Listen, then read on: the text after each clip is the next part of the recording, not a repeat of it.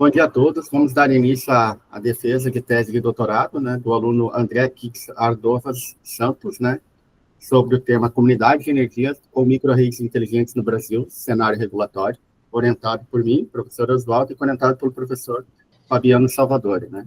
Essa tese faz parte do programa de pós-graduação interdisciplinar em energia e sustentabilidade da Unip.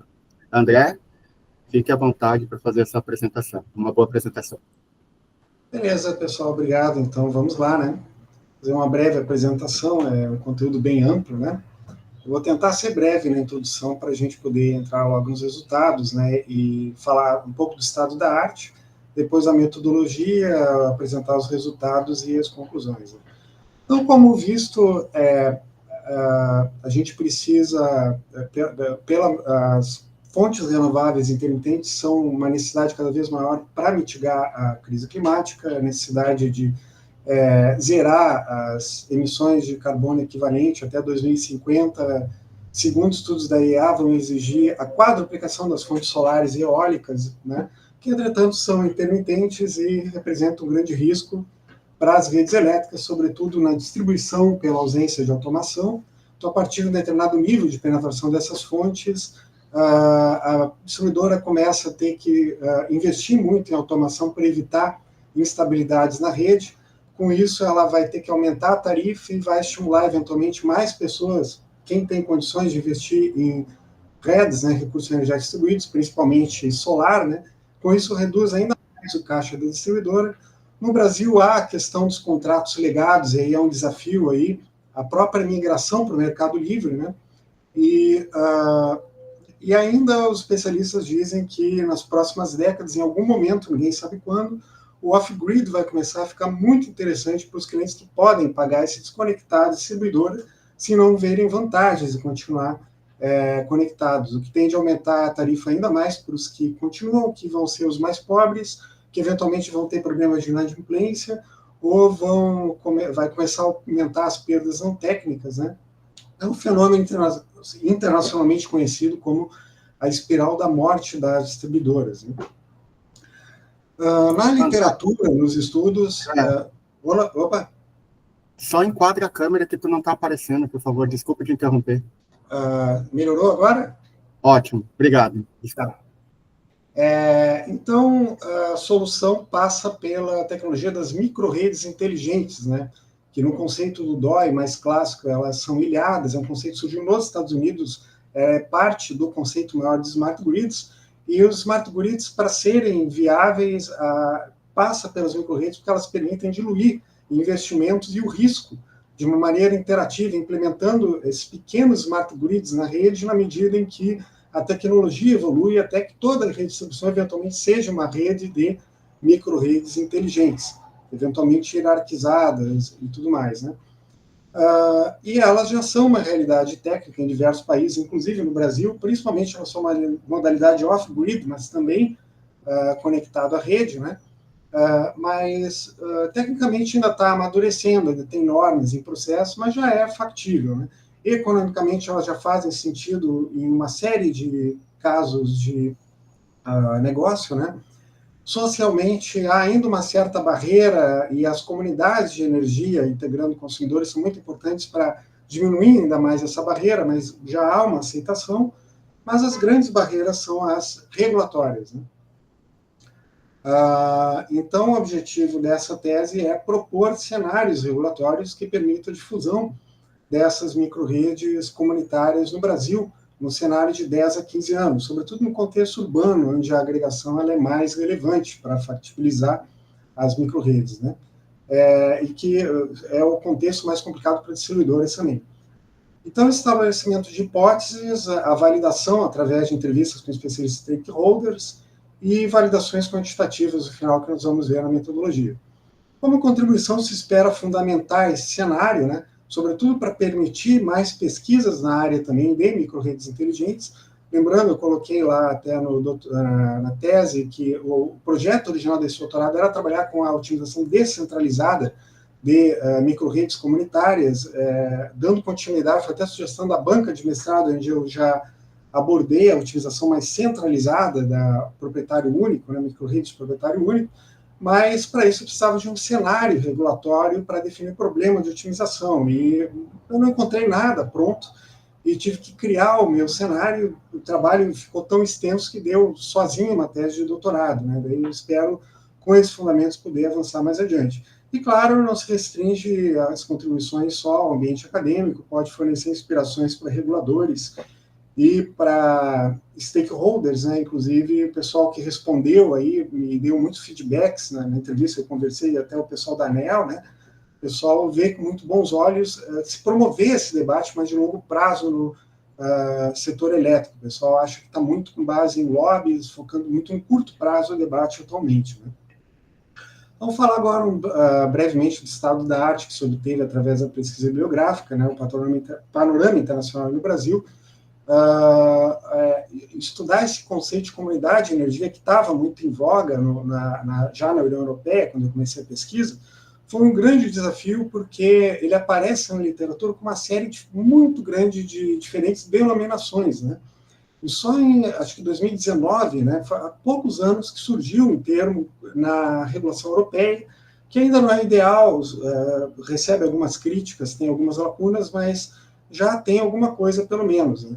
Eu, em 2023, eu consegui um artigo, em janeiro de 2023, que foi publicado, que faz um histórico de todas essas denominações e uma taxologia. Isso aqui me salvou, porque senão ia ser muito difícil fazer uma pesquisa bibliográfica sobre esse tema, que na verdade não pode ser uma, por causa das palavras-chave, tem que ser muitas, né? Mas é um conceito polissêmico que ele, na União Europeia, sobretudo, ele é quase sinônimo de uma comunidade em que o pessoal se reúne para gerar a própria energia e negociar energia entre si, ou seja, peer-to-peer, compartilhar e vender um vizinho para o outro, o que estimula a produção próximo e simultâneo ao local de consumo, né? Reduzindo as perdas do sistema. Então, a definição mais genérica que eu encontrei para aquilo que nos interessa, que são projetos organizados e dirigidos pelos próprios cidadãos, com ações coletivas para acelerar a transição energética. Nem sempre, principalmente nos Estados Unidos, é a iniciativa dos próprios cidadãos, isso é mais comum na Europa, né? Nos Estados Unidos ocorre muito, e no Brasil também, mas nos Estados Unidos tem muitos projetos que são organizados por governos, reguladores e por instituições e por empresas, né? Inclusive distribuidoras. Mas sempre há a participação democrática dos cidadãos, que eles sempre têm voz ativa, isso é característica das comunidades de energia, né? Tem um livro que saiu ano passado, muito bom, que faz o panorama todo internacional das Energy Communities, né? Que eu tentei conseguir na biblioteca da Unila, era mais de R$1.000, e, enfim, aí de tanto procurar, daqui a pouco você vieram e consegui uma promoção de 200 e poucos reais, eu terminei comprando, né? E realmente foi ótimo, né? Puxa, ele está aqui meio automatizado ali, mas, enfim, ele já está mostrando ali... esse artigo aí, essa figura, ele foi tirado de um capítulo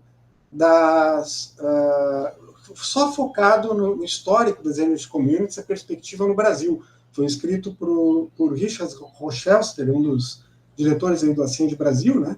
E ele fala que os reguladores no Brasil, como em outros lugares do mundo, têm estimulado muito a agregação de consumidores que corresponde ao conceito de Energy Communities. Você tem opções remotas, que no Brasil é o que tem ocorrido mais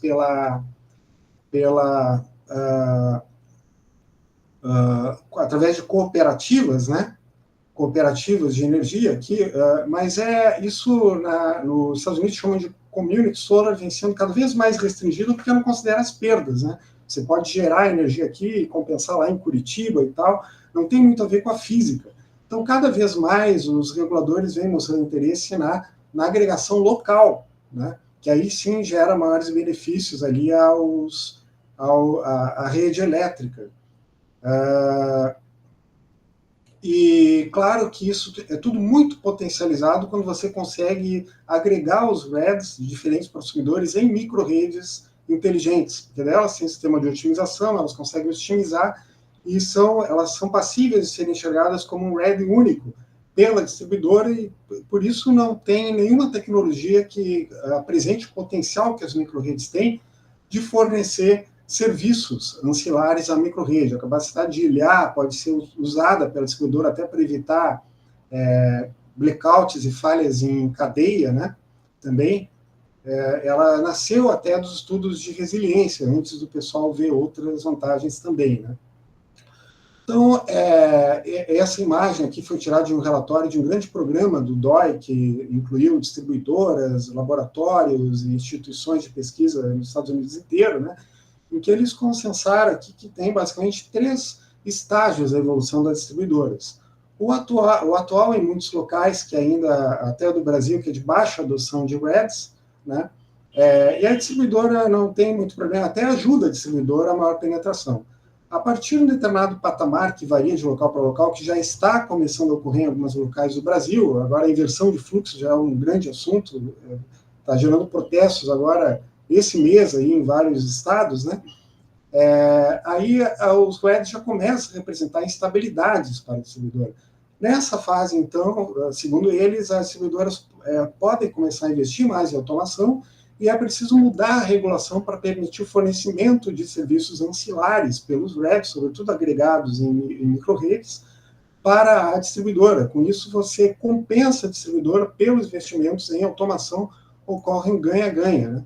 E a perspectiva deles é que, à medida que todos os consumidores não só se tornem livres, como no futuro resolvam ir para o mercado livre, porque, como diz o professor Evaldo Santana, o fato de o computador ser livre não quer dizer que ele vai querer sair da distribuidora. Isso nos países da Europa, uma grande percentagem ainda prefere estar na distribuidora, mas a ideia é que, no longo prazo, a distribuidora seja só uma plataforma de energia que intermedie, né,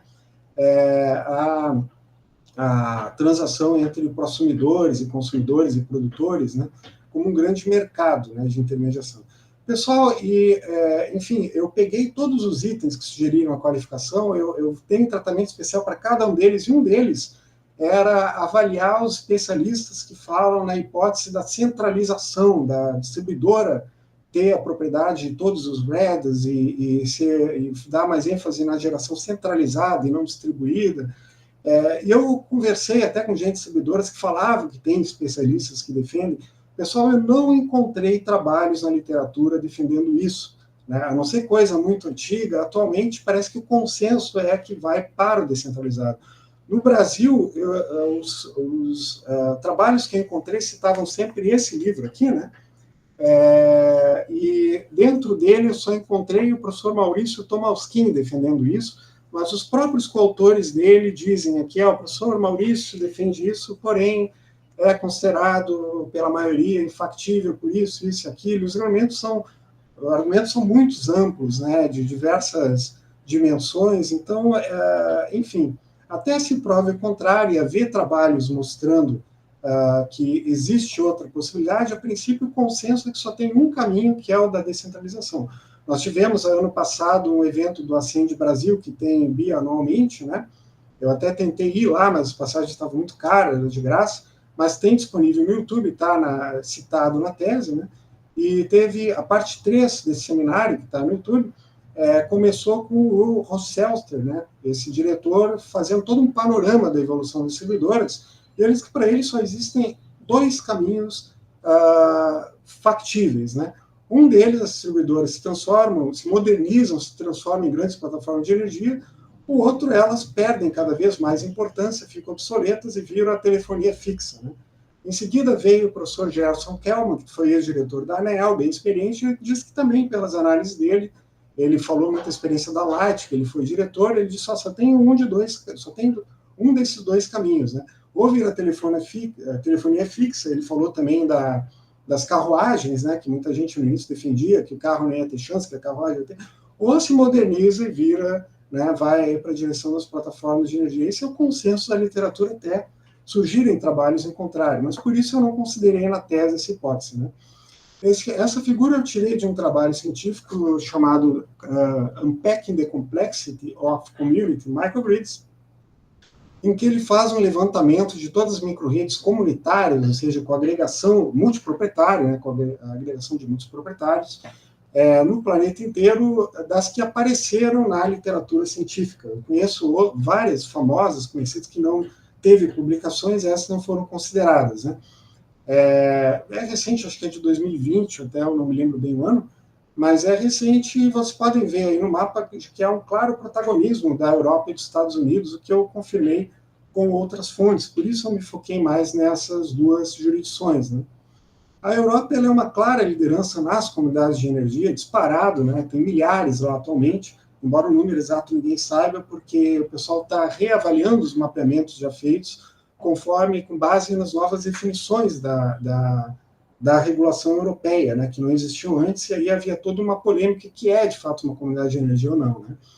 A Europa tem uma grande ênfase em promover comunidades, muito focando aí na integração de renováveis para reduzir as emissões. Muitas delas têm virtual power plants muito avançadas, né, e eles têm uma série de mercados específicos para serviços auxiliares das VPPs, porém, as micro-redes eram muito pouco, havia um número muito pequeno em relação à Ásia, Estados Unidos, micro-redes comerciais, muito em função do grid lá ser muito, além das dificuldades regulatórias, o grid lá era muito confiável, né? O que está mudando agora, eles estão cada vez mais em sobrecarga pela crise climática, as ondas de calor, inundações, a crise energética também com a guerra na Ucrânia, então está crescendo muito o mercado de microrede, as projeções são de bilhões de dólares aí, né?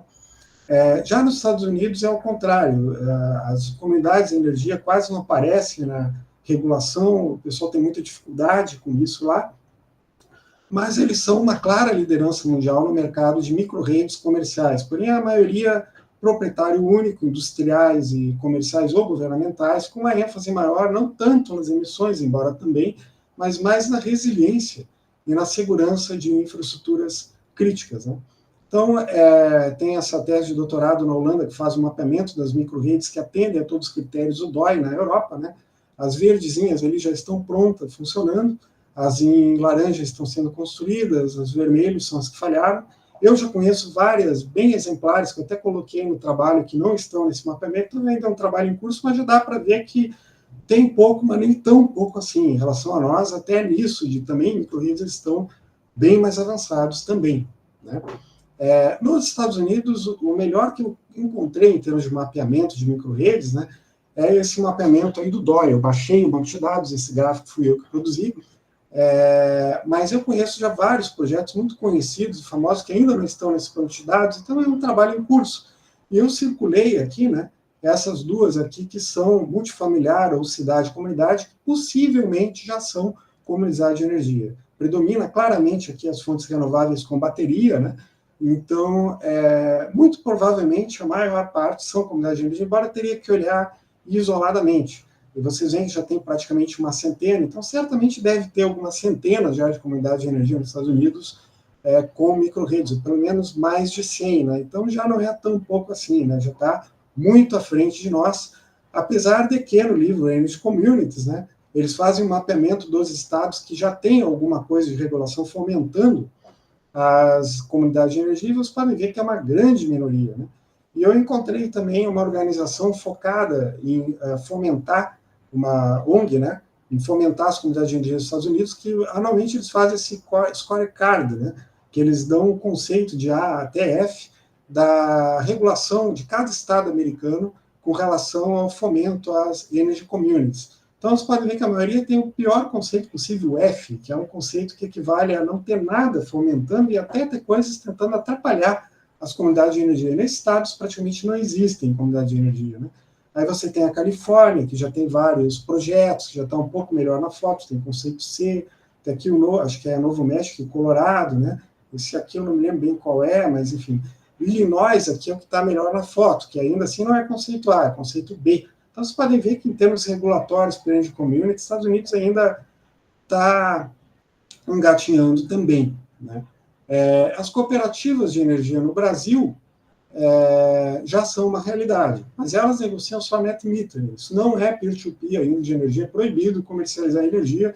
Eles, inclusive, morrem de medo do pessoal que começa a vender cooperativa de energia, como, vamos vender energia solar, porque o TCU começa a implicar com isso, porque isso é proibido no Brasil. Só a distribuidora pode comercializar nas suas áreas de concessão, né? Então, eles não podem vender. Só que, enfim, já são comunidades de energia, ainda na modalidade geralmente de geração remota, o que também muita gente está fazendo campanha que tem que ser proibido, porque não considera a física, né? Mas já é todo um processo que é bastante promissor e foi muito facilitado pelo novo marco da distribuída, né? A Lei 14.300. Né? E o Brasil também já conta com micro-redes que atendem todos os conceitos do DOI em condomínios, mas todos eles, os que eu achei, com exceção de um, que eu até estou na dúvida, que é o novo aí da Copel, em Colombari, é uma micro-rede muito simples, mas que eu até fiquei na dúvida se já constitui comunidade de energia ou não. Eu primeiro achei que não era, depois achei que era, eu estou um pouco na dúvida ainda, né? Mas esse aí do condomínio Fortaleza é uma micro-rede super completa, avançada, que já consegue se ilhar. Eu tive a oportunidade de conversar até com um dos engenheiros que implementou, que inclusive respondeu a nossa entrevista, né? Só que eles não se ilham porque, quer dizer, desculpa, eles se ilham, atendem às áreas comuns do condomínio, também duas residências que são ali do projeto piloto, mas não podem atender às residências, no caso de ilhamento, pela dificuldade regulatória, porque eles não sabem como equacionar quem vende para quem, como é que funciona, como é que entra a distribuidora nessa história, né? Então, para poder propor regras para equacionar essas questões regulatórias, né, a partir de 2020 a gente começou fazendo uma ampla pesquisa bibliográfica sobre as questões regulatórias no Brasil e no mundo e no planeta, aquilo que poderia contribuir conosco, né? Então, foi um trabalho bem amplo que, feito ao longo de 2020, depois eu continuei, mas focando mais nas comunidades de energia. E em 2021 a gente conseguiu publicar na Energies, né, no início de 2021, esse artigo aí que é um recorte dessa pesquisa aí que embasa aí o panorama, né, e dá toda a história da regulação brasileira desde o século XIX, mas focando principalmente no processo de liberalização que começou na década de 90 e as perspectivas também, conforme que eu encontrei na literatura, né. E, por sugestão do professor Lotero, eu estudei muito a teoria da moderna da regulação, né? Na qualificação, ele sugeriu isso, na banca de qualificação, muito com base na obra do Stephen Stoughton, um autor americano que é especialista nessa área, né? E ele escreveu esse livro no início desse século, falando de toda a experiência do século XX, o que se via para o futuro, e não mudou muito de lá para cá. Eu até vi trabalhos mais recentes, né, alguns frameworks que aprimoram o processo, alguma coisinha eu consegui utilizar, mas não era algo que se aplicasse muito para o meu caso, né? E o conceito todo está no livro do Stoughton, né, que eu li, dissequei esse livro aí, fiz um pequeno resumo na tese, né? Então, o Stoughton fala que os mercados liberalizados geralmente são chamados de desregulados. Isso não é muito bom, tem outros especialistas que falam isso, Joskov também, eu coloquei no nosso artigo, né, que isso é misleading, em inglês eles dizem, algo que induz ao erro, porque devido às falhas, as duas principais falhas pelo lado da demanda, que são estruturais e causadas principalmente pela falta ainda de ter um smart grid, os mercados elétricos são diferentes de tudo que se pode imaginar. Eles têm falhas que nem são tratadas nos livros de texto de economia, porque o pessoal considera nonsense, inviável, impossível, né? E por isso os mercados liberalizados de energia elétrica, para funcionarem bem, e funcionando bem eles são muito melhores que os tradicionais regulados, sim, mas eles exigem mais regulação, paradoxalmente, não menos. Eles precisam ter mercados muito bem desenhados, com regras muito claras, né? E o Stoughton recomenda considerar que os agentes do mercado de energia não serão agentes altruístas, pensando muito no sacrificar pelo bem de todos. Eles estão lá para ganhar dinheiro, e se as regras, eles vão ver o que as regras permitem que eles façam para ganhar mais dinheiro, e se as regras permitirem que eles ganhem dinheiro prejudicando o sistema, é o que eles vão fazer, e a culpa, inclusive, não vai ser deles, vai ser de quem desenhou o mercado. Por isso, o Stoughton fala que é muito importante desenhar as regras com cuidado e testar as regras. Ele faz uma crítica até aos engenheiros, né, que, em geral, sabem da importância das regras nos seus sistemas. Na hora de tratar em regulação, frequentemente cometem erros básicos, que custam bilhões de dólares, às vezes, em prejuízo, porque tem regras que todo mundo acha que é coerente, que é fácil, que é óbvio, chega na hora de implementar, dá tudo errado, por falta de teste.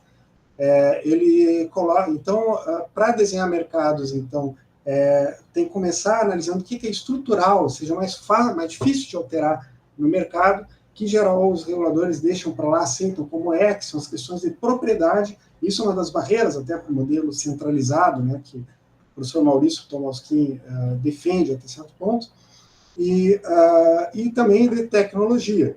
Embora no mercado elétrico ele diz que a tecnologia dos smart grids tende a ser uma mudança estrutural possível e que se paga, apesar de cara com o tempo, né? A arquitetura, sobretudo a questão dos smart meters, ele fala muito, eu vou abordar se der tempo isso aí. A arquitetura de mercado já tem mais a ver com você desenhar submercados, avaliar a relação entre eles e as regras, considerando, de preferência, muito o embasamento da teoria dos leilões e que os agentes são egoístas. Você tem que desenhar regras que obriguem eles a só ganhar dinheiro se disserem a verdade, como diz o Stoft, e fizerem ofertas realmente coerentes, né? E os testes rigorosos que são necessários, segundo o Stoft, ele diz que entende que são muito caros, muito demorados, né? Mas que pelo menos seria necessário fazer o que eles chamam de teste bottom line, de resultado final, ou seja, das características essenciais, né? Então é um conceito muito usado em várias áreas da indústria, sobretudo na indústria de software, que eu tenho bastante experiência. Na indústria de computação é chamado esse conceito de teste de sanidade, tem outros nomes conforme o contexto, eu coloquei alguma coisa disso na tese, né? Então, por exemplo, a Microsoft gera uma nova versão de Windows, a primeira coisa é fazer testes de sanidade, ou seja, testes básicos de coisas que todo usuário vai fazer e que aquilo não pode falhar, é inconcebível que falhe, né? Se até aquilo ali falhou, então esquece, volta lá para o desenvolvedor, isso aí é a ponta do iceberg, deve ter muito mais falha aí, revisem tudo isso aí. Se deu certo os testes de sanidade, bom, aí você vai pensar em fazer testes mais sérios, mais caros, mais demorados, né? Então, pelo menos esse de bottom line, o Stoft defende que seja sempre feito com modelo simplificado, só com as características mais relevantes, em cenários razoavelmente otimistas, né? Então, seguindo essas 3 etapas, quer dizer, modelar um mercado com as características mais relevantes, com e sem as novas regras, calcular um custo mínimo da energia possível nas regras atuais e o mínimo possível com as novas regras e comparar. Se com as novas regras ficar mais caro, ficar pior que a anterior, então está tudo furado já, volta para o início. E o que, nessa área, o que parece óbvio, frequentemente não é o óbvio, né? Então, falar agora da metodologia. Começou com a classificação, né? Depois as revisões bibliográficas, foram muitas revisões, até não foi só uma, foi construído um marco teórico e depois as validações. Então, é a natureza exploratória, porque eu não encontrei nada, eu tinha que partir do zero, né? É basicamente uma pesquisa exploratória. Então, a abordagem ali eu já falei, né? E as pesquisas bibliográficas começaram ainda em 2019, numa disciplina do professor Jorge e Oswaldo, avaliando o objetivo original desse doutorado, que seria algoritmos descentralizados para micro-redes comunitárias. Podem ver que isso aí é no mundo inteiro, foi usado o próprio NoC, essa metodologia, e era algo ainda incipiente, embora já estava crescendo bastante em 2019. No Brasil era mais restrito ainda. Depois eu migrei para o método de Ortinati, uma metodologia mais recente que considera o fator de impacto, né? Embora em alguns casos ainda seja interessante o PROC-NoC, né? E a versão 2.0 dela já permite ranquear também a chamada literatura cinza, como tese de doutorado que não tem fator de impacto, né? Eu comecei pesquisando depois, na hora de pesquisar especificamente comunidades de energia, eu tentei pesquisar inicialmente comunidades de energia, as questões regulatórias de micro-redes comunitárias no Brasil. Encontrei 0 artigos. Por conta disso, eu ampliei o tema, as palavras-chave, para avaliar todos os trabalhos que abordavam questões regulatórias de micro-redes inteligentes no Brasil. O resultado foi esse aí, bastante restrito, embora já encontrei material que chegava perto do que eu precisava aí para as micro-redes comunitárias, né? E que me ajudaram bastante. Eu pude até conversar com os autores e foi muito útil. Alguns responderam até a nossa entrevista, né? Então, a ideia de fazer a entrevista online foi dada pela banca de qualificação. Inicialmente, eu queria fazer análise multicritérios, com pesquisas muito mais elaboradas e demoradas. O pessoal me disse que era irrealista e, olha, eu não tinha ideia do quanto, de fato, era difícil. Era até muito mais difícil do que eu imaginava, né? E quando eu já estava com a entrevista pronta para submeter, a professora Caroline, diretora do programa, ela a coordenadora aqui do PPGs, ela perguntou como é que andava, eu conversei lá, entrevista, peraí, mas de repente precisa do comitê de ética. Eu estudei a legislação, achava que no meu caso não precisava, mas ela disse, não, mas de repente submete, e se não for o caso, eles vão dizer que não é e tudo bem. É engraçado que em várias pesquisas semelhantes o pessoal chegou à conclusão que não precisava, mas no meu caso eles não disseram nem que sim, nem que não, eles saíram fazendo revisões. Na verdade, eu tive que fazer, eu demorei uns 2 meses para fazer um projetinho. Até foi bom, porque eu estudei mais a pesquisa qualitativa, né? E para fazer o projeto específico das entrevistas, eu mandei para ele, eles ficaram só em revisões ali de formatação do documento, nada até de conteúdo, e chegou um momento que parou, que não deram mais resposta. Eu subi através de uma amiga da universidade onde era o comitê, eu não vou citar qual é, mas que tinha dado uma confusão lá, trabalhista, lá com os professores, ou de greve e tal, e eles tinham parado, só estava atendendo demandas urgentes. Eu tive que entrar direto em contato lá com a coordenadora na universidade, ali que a coisa andou. Eu perdi muitos meses com isso, né? Eu submeti o projeto final, depois das revisões em outubro, só tive resultado em fevereiro, né? Mas e depois eu enviei os convites, né? E a gente tentou simplificar ao máximo o formulário, né? Só 8 questões objetivas, 2 em aberto, texto em aberto, coloquei um tutorial, coloquei explicações e, enfim, eu notei que foi muito difícil. A maioria do pessoal com quem eu conversei disse que não queriam responder também porque era um assunto que não entendiam, que eles não tinham. Aí mostra também o quanto é importante esse tipo de pesquisa, o quanto falta esse tipo de debate mesmo, que foi um feedback que o pessoal da ANEEL me deu também, né? Mas como eu tive essa dificuldade toda, e eu já estava preocupado que não desse tempo, eu comecei a ver que tinha muitas entrevistas de autoridades que eu gostaria de ter entrevistado públicas no YouTube, principalmente depois da pandemia. E aí, como eu já tinha estudado pesquisa quantitativa para o projeto, eu fui na Unila e consegui livros sobre como pesquisar vídeos, né? Imagem, som e tal. E aí eu até comprei um software para isso, o Atlas TI, comecei a classificar ali fazendo análise de argumento, né, dessas entrevistas de autoridades, que eu até cataloguei tudo, o currículo deles, tem 21 anos, médio de experiência pessoal que eu cataloguei as entrevistas e debates, né, 93 participantes, 23 vídeos, na verdade até tem mais que eu não cataloguei, mas o fato é, eu colecionei centenas de argumentos, a maioria muito genéricos ou específicos de algumas hipóteses, e o fato é que, depois de tudo isso, eu não vi um argumento que contestasse qualquer aspecto da tese. Isso, por um lado, me deu uma desconfiança, ampliou a visão, mas eu até perdi um pouco o interesse, porque eu não encontrei refutações, né? Então, eu classifiquei ali os participantes desses setores, aqui o balanço ali de quais setores eles pertenciam, né? Depois aplicamos aí teste de bottom line, que seguiu basicamente, no meu caso, esses passos, né? Então, houve um modelamento, a seleção de software, o Homer Grid, que eu justifico na tese, é o mesmo fabricante do Homer Pro, um software mais novo, a definição dos casos de teste, então, eu tentando achar um caso promissor, eu terminei selecionando o Centro Histórico de Porto Alegre, eu justifico porque é onde eu consegui mais dados, apesar de ser a minha cidade natal também, não foi por isso, mas é um centro, um bairro que eu conheço bastante, facilitou também a entender e até fazer estimativas dos dados que eu não consegui, que foi um enorme desafio conseguir dados mesmo assim, mas foi o local que eu mais consegui abundância de dados que deu para montar um cenário que eu entendo que seja mais ou menos realista, né? Então foram simulados casos de residência e comunidade de energia nas regras atuais, mostrando a capacidade, a vantagem da agregação de consumidores, e também os casos com as regras atuais, caso não mude nada em 2034, e também com as novas regras em 2034. Eu também fiz simulações do off-grid, né, vendo o custo que pagaria quem fosse desconectar da distribuidora hoje e também em 2034.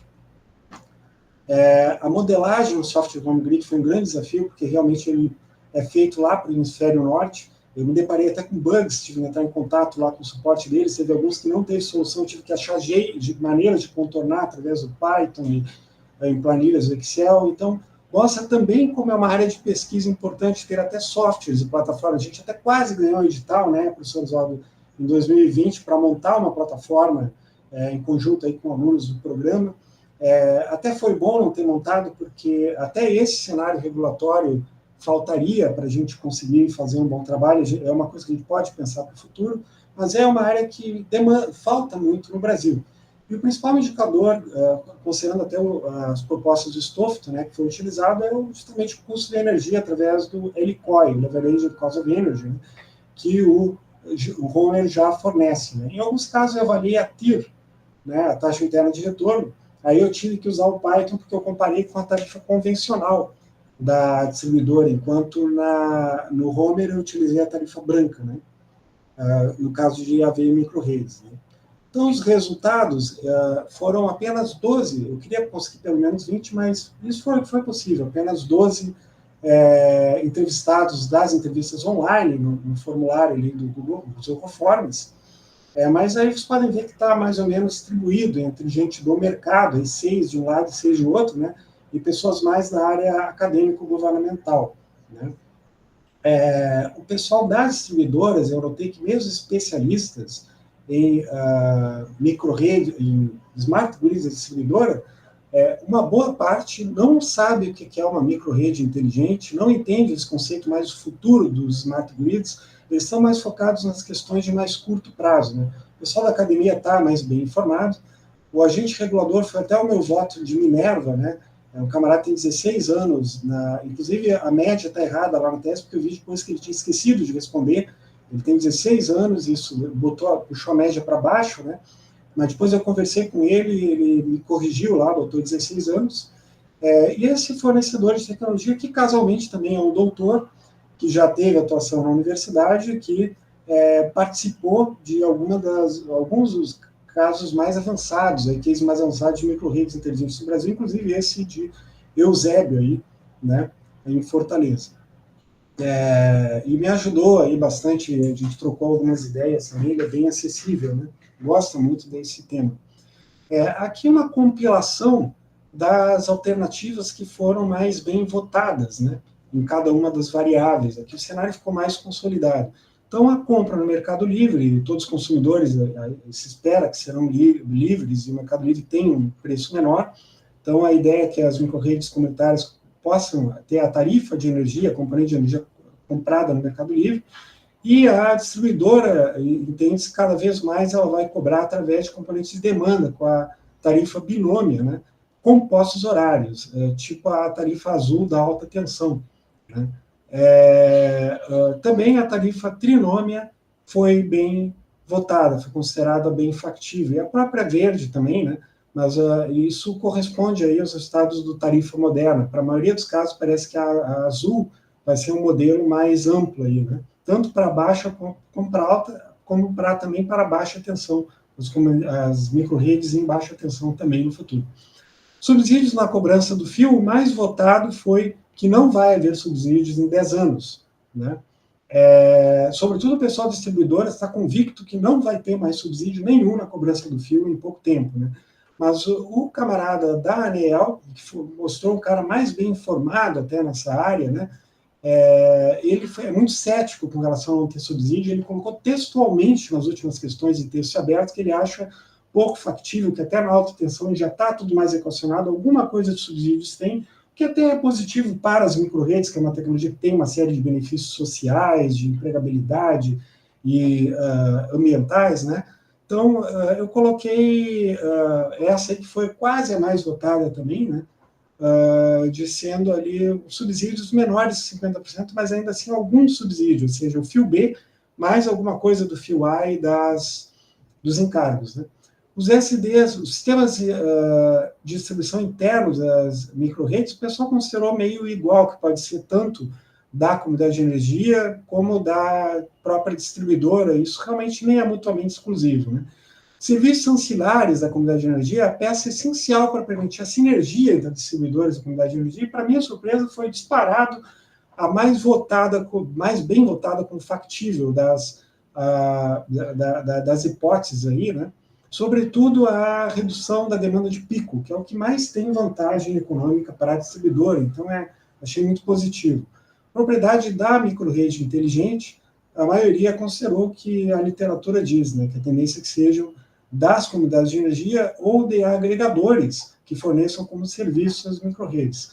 A venda de excedentes, o mais votado é no Mercado Livre com TUSD semelhante a GD, mas foi também praticamente empatado, né? Muito bem votada a possibilidade de agregadores em VPPs que agreguem até múltiplas microrredes e representem elas vendendo o resultado agregado no Mercado Livre. Peer-to-peer dentro das comunidades, isso também me surpreendeu, porque o pessoal viu como muito viável. Isso é muito interessante também, e é essencial para as microrredes comunitárias. Crédito de carbono para microrredes comunitárias, a média de factibilidade dos respondentes foi 60%, isso é muito importante até para a questão ambiental, mas eu coloquei como controverso porque justamente o camarada Darnell disse que tem só 20% de chance de ser viável em 10 anos. Ele comentou muito favoravelmente todo o cenário regulatório, ele disse que está muito bem fundamentado para os próximos 10 anos, mas que esse em específico, nesse horizonte de tempo, pode ser mais complicado. Então, eu coloquei como controverso, né? Espera que dê certo.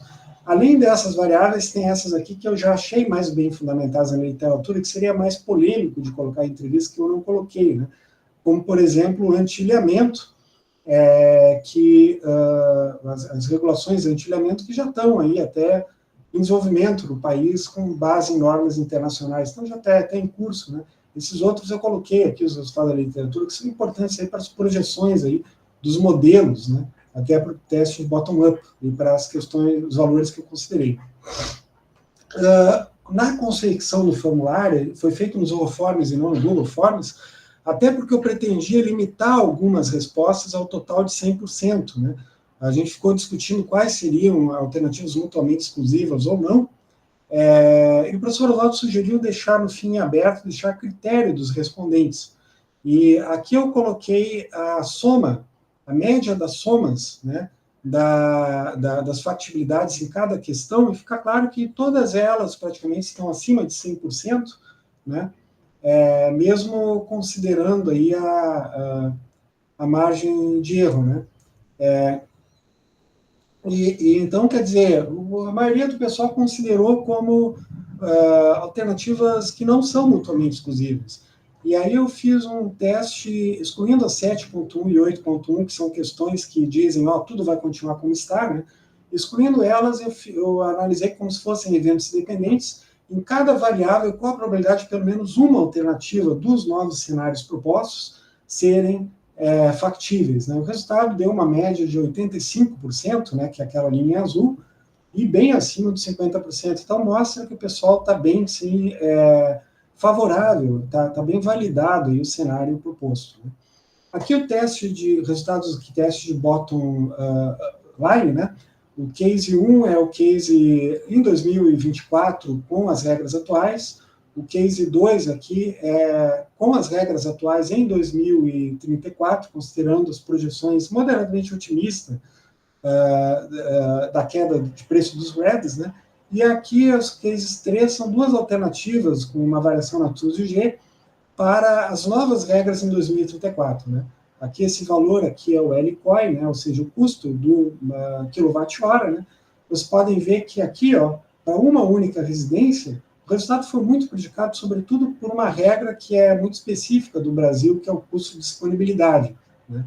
A tarifa convencional da equatorial é 78 centavos, e se alguém quiser fazer agora uma micro-rede em casa, ou seja, uma nano-rede, num apartamento, vai eventualmente ter algo em torno de 90 centavos, pelo menos, o quilowatt-hora. Considerando que muita gente ficou semanas sem luz nos últimos eventos climáticos em Porto Alegre, esse ano e ano passado, não é de duvidar que muita gente já vai querer, né? Mas se agregar numa média de 26 pessoas numa comunidade, num condomínio, com uma micro-rede comunitária, com uma bateria comunitária, né, já cai quase pela metade do preço convencional da distribuidora de energia. Então, já vale muito a pena, inclusive economicamente, né, sem considerar a resiliência. Em 2034, se nada for feito, se as novas regras continuarem, vai ter uma diferença aí de uns 10% aí, né, se os preços REDs não surpreenderem para baixo, como vem surpreendendo as previsões, né. Já com as novas regras, o preço cai dramaticamente, né, tanto para os consumidores, como também há uma grande redução da demanda de pico, a possibilidade, inclusive, de, em alguns casos, ajudar com injeção de potência no horário de pico. Isso até eu tive problema com a utilização do Homer, ele não soube explorar bem o cenário, né? Ficou claro, ele não está preparado para isso, mas fica óbvio, né? Mais do que claro, o potencial das microredes de reduzir custos tanto para o consumidor quanto para a distribuidora, desde que se crie um cenário regulatório mais favorável para isso, né?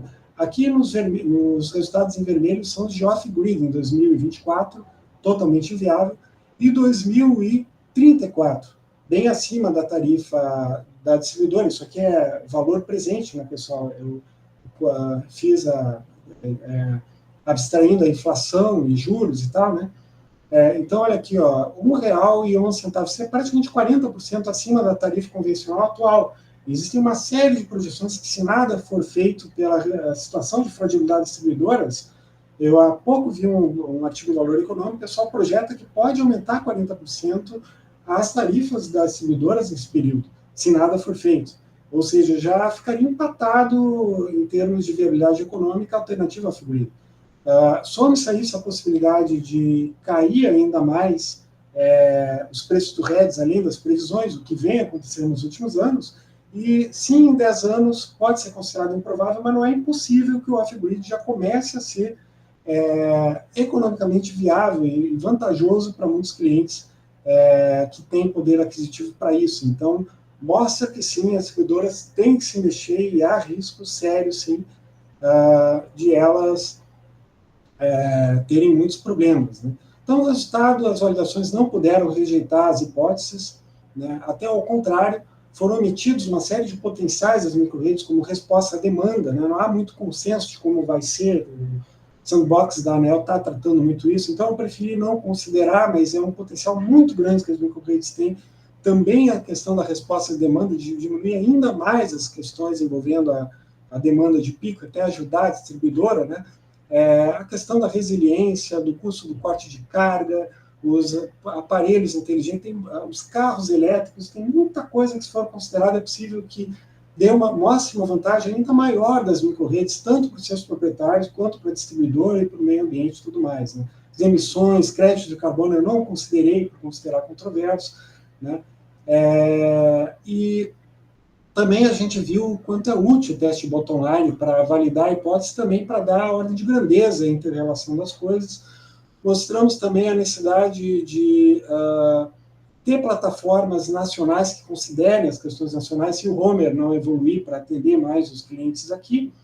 E também a questão do custo de marginalidade, eu já comentei, o potencial para agregar consumidores, o risco do off-grid das distribuidoras, e também o quanto é essencial começar a estudar sistemas de otimização para microredes comunitárias no Brasil, no contexto brasileiro. O primeiro passo para isso é ter um cenário regulatório mínimo, isso agora eu espero que com essa tese já vá ter, e é uma área que não precisa grandes capex e que pode gerar patentes, pode gerar tecnologia, a gente precisa de capital humano para isso, mas é um potencial enorme que o Brasil tem, de não só fornecer energia renovável, como tecnologia para o planeta também, né?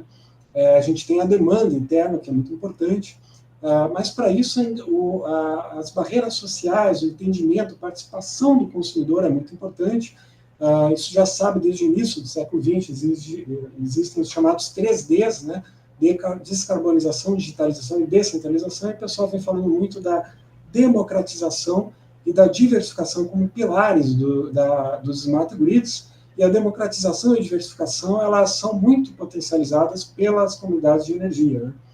Então, as distribuidoras de energia, como diz os pesquisadores ali do consórcio e do DOI, né, se elas não se mexerem, elas podem, um belo dia, acordar e descobrir que elas deixaram de ser empresas economicamente viáveis e, no máximo, continuar como fornecedores de public goods, né? Que na teoria econômica quer dizer esse negócio que não se sustentam mais, que vão depender só de doação ou de subsídios do governo e que, em geral, são muito precários. Ou elas podem se transformar em grandes plataformas digitais de energia que, mesmo os clientes podendo se manter no off-grid, eles vão querer estar conectados, porque vão poder negociar todos os potenciais que a sua tecnologia permite, né, para beneficiar a rede e também se beneficiar e se ganhar com as trocas, né? Esse é o cenário que a gente espera que vai ser bom para todo mundo. Então, essa tecnologia tem também um grande potencial, agregando consumidores e micro-redes, de acabar com essa briga que vem se recrudescendo da AGD com as distribuidoras, que ficou evidente, inclusive no questionário, né? Teve um especialista de uma grande distribuidora, até não vou dizer qual, quem olhou lá o questionário, que eu até mandei ontem, aberto as respostas, né? O camarada dizendo que as micro-redes são um grande problema, que estão se difundindo em todo o sistema de distribuição brasileiro e acabando com o caixa da distribuidora. Na verdade, ele estava se referindo à AGD Solar, que realmente não tem controle nenhum intermitente, não as micro-redes, né? Mas mostra como é importante esclarecer, começar por esclarecer os próprios agentes do mercado sobre essas tecnologias e seus potenciais, né? Educação, capital humano é o grande gargalo no Brasil, né? Que as comunidades de energias podem ajudar, inclusive as comunidades de energia em cooperativas nas favelas cariocas já vem demonstrando uma grande redução das perdas técnicas, não técnicas, né, entre os seus membros, o que é uma ótima notícia para a Light lá, né? Então é importante, eu espero que essa tese seja um abre-alas de muitas outras pesquisas que está faltando, é um gap, é um buraco que se tem, e que até os engenheiros começam a enfrentar mais essa área regulatória, que em geral o pessoal vai muito para a área técnica e evita, né? Mas é fundamental ter trabalhos interdisciplinares nessa área, né? E também a importância de pesquisar também o ecossistema de inovação. Foi tese de uma disciplina da UFTR que a gente teve aí no doutorado, eu usei o material dessa disciplina na tese, né? Falando da importância de envolver parcerias entre governos, universidades, a sociedade, empresas, de ter um bom ecossistema de inovação. O investimento em P&D no Brasil vem decrescendo, precisa ter investimentos, inclusive, do governo, eu mostro isso na tese, isso ocorre até nos Estados Unidos, mas não adianta aumentar os investimentos, porque muitas vezes no Brasil se investe e não se tem o resultado, muitas vezes porque falta esse ecossistema com a cooperação de todos esses agentes, né? Isso é muito importante, mas antes de mais nada, é preciso investir em capital humano, através do investimento em educação, é nosso papel na universidade, né? Eu pretendo muito atuar com a divulgação científica, inclusive, terminando essa tese, inclusive fazendo recortes desse material todo, mas precisa de investimento do governo também, de formar esse capital humano aí, que é essencial para nós, né? Para ontem, realmente. Basicamente é isso, pessoal. Peço desculpa, eu até extrapolei o tempo, eu tinha ensaiado, tinha conseguido um tempo melhor, né? Mas aqui eu acho que gaguejei um pouco em algumas coisas e acho que falei um pouco além do... Mas é um tema realmente muito amplo, né? E eu fico à disposição aí para esclarecimentos, né? Obrigado, André.